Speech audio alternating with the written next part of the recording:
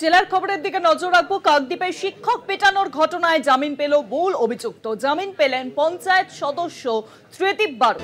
1000 টাকার ব্যক্তিগত বন্ডে জামিন পেলেন মূল অভিযুক্ত। 1000 টাকার ব্যক্তিগত বন্ডে জামিন পেলেন তিনি।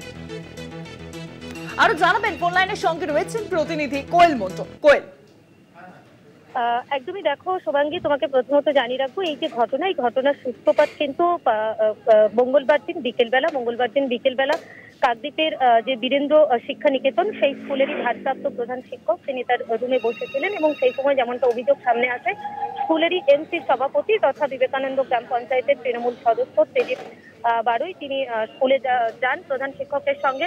স্কুলেরই একটি শিক্ষামূলক ভ্রমণকে কেন্দ্র করে বচসায় জড়িয়ে পড়েন এবং তারপর অভিযোগ যেমনটা সামনে আসে যে এই তৃণমূল পঞ্চায়েত সদস্য তথা এমসি কমিটির সভাপতি ত্রিদীপ বারুই তিনি প্রধান শিক্ষকের ওপরে হামলা করেন, তাকে মারধর করেন এবং তাকে ধাক্কা মারতে মারতে স্কুলের বাইরের গেট পর্যন্ত নিয়ে আসে, তাকে একাধিক হুমকি দেয় এবং তারপরেই শিক্ষক অসুস্থ হয়ে হাসপাতালে ভর্তি হয়। গতকালই তিনি হাসপাতাল থেকে ছাড়া পেয়ে বাড়িতে ফেরেন এবং তারপরেই হারুট পয়েন্ট কোস্টাল থানায় অভিযুক্ত তৃণমূল নেতা তথা পঞ্চায়েত সদস্য ত্রিদীপ বারুইয়ের বিরুদ্ধে লিখিত অভিযোগ দায়ের করেন।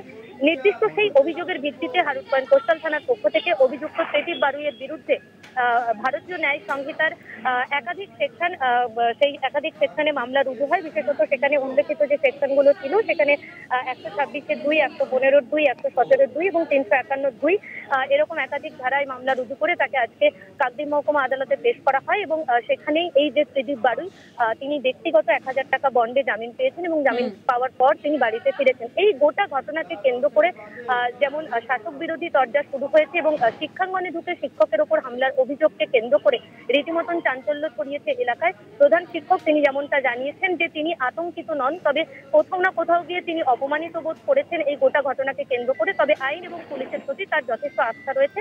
আজ পুনরায় তিনি সকাল থেকেই তার স্কুলের নির্দিষ্ট সময়ে ডিউটিতেও যোগদান করেছেন। ধন্যবাদ কোয়েল। ফোন লাইনের সঙ্গে ছিলেন প্রতিনিধি কোয়েল মন্ডল।